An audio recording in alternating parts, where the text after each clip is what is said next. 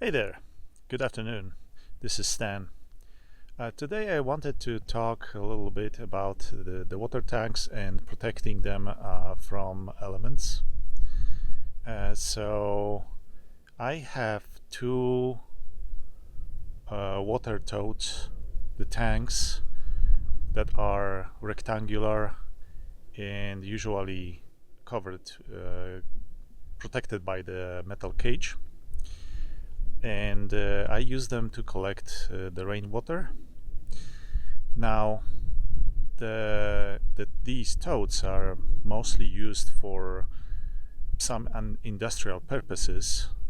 They are made of durable plastics that can definitely be outside. However, they are not designed specifically to hold the water for a long time in the elements. And because these totes are certain investment for me, one of each costs around $150. Perhaps you can get them cheaper on some auctions or some other places, or maybe you can buy them used. I bought them and I want to stay them working for me for years, like at least decade. So in order to do that, I need to extend their lifetime. And the major problems with the totes being outside is the sun. Is the sun primarily. It's not the wind, it's not the rain, it's not the water, it's the ultraviolet radiation emitted by the sun. So what it does, obviously, it decomposes the plastic gradually. Even the totes, if they are made from hardened plastics, they can eventually they will the solar radiation will degrade the plastics and make them more fragile. They will break. And I was driving here around in villages around, and I saw the toads that are exposed to sunlight for a long time, and I saw them. They are completely cracked, devastated, and this is what will happen if you don't protect your toads. So, what I did, I was evaluating a couple of options, and I will list them right now. So, first option, the most cheapest possible, is to cover them with tarp. I actually did that solution right now, and I will show it in a moment.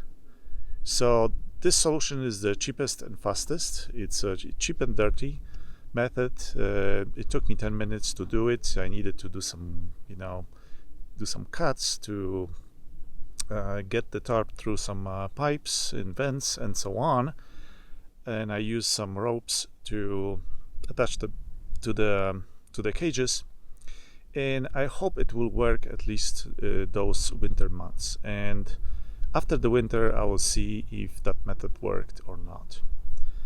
Now the other method, more laborious and perhaps even more expensive in terms of money, is to buy a paint and take the white tanks out of their cages and basically paint that, wash them from any oils or any dirt, because you want to have good adhesion to plastics. And I can use the dense oil based paint to paint them, or I can use this spray to even make it faster. Now it is a little bit expensive. I think it may cost me a gallon or two of paint to paint two tanks, so it may actually grow up to for $40-50. So it's up to you how you see it financially, but it costs definitely some work. Now the other option is the most expensive and most laborious, is to build an enclosure. And building enclosure is probably the best one because you don't need to, change your tanks at all, and you just build the enclosure from some wood, and it can stay forever. But obviously, it costs lots of work. You need to build it, you need to measure it, you need to cut the pieces, tie them together, etc. Hey, this is Stan again. This time I'm pointing camera at the tanks. Unfortunately, my previous camera just died on me when I was recording, so I'll just finish my monologue from here. So I was talking about the enclosure. The enclosure can be built from wood, and you can build some roofing panels. It requires some work, and really, you need to know what you're doing. The benefit of that is just it doesn't look like this. It does look much better. You can uh, paint it with the colors that are similar to your shed or your house, so it just looks neat and tidy. And in addition, the enclosure can enclose additional piping. So, and piping and pumps and everything else that you want to keep here at the tanks. I mean, this is my uh, actually idea. Next spring, I plan to connect those tanks and build additional piping, and there will be filters, just basic filters, because this water will not be used pretty much for drinking purposes. And there will be a pressure pump, so that will provide some pressure. There are some nice automatic pumps, so I can use this water for, let's say, washing or watering plants or irrigating, anything that I can use water except for maybe drinking. For this I would need to think about something better. So here is my very basic enclosure. Used the tarp. I used the heavy duty tarp. As you can see, it's not very heavy duty because it's already slightly decomposed after a couple of months of using. So perhaps false advertisement a little bit. We'll see if this will survive until spring. I needed to cut just a couple of holes to allow the piping to go through, and we'll see how that holds through the summer. And I guess after a couple of months there will be like shreds of left uh, of that tarp. We have pretty strong winds coming from the southwest direction, sorry. So we'll see how that goes. I put three strands of rope here to just hold the tarp so it doesn't fly away. We'll see how that holds. I mean, okay, well, I need to fix that definitely. So,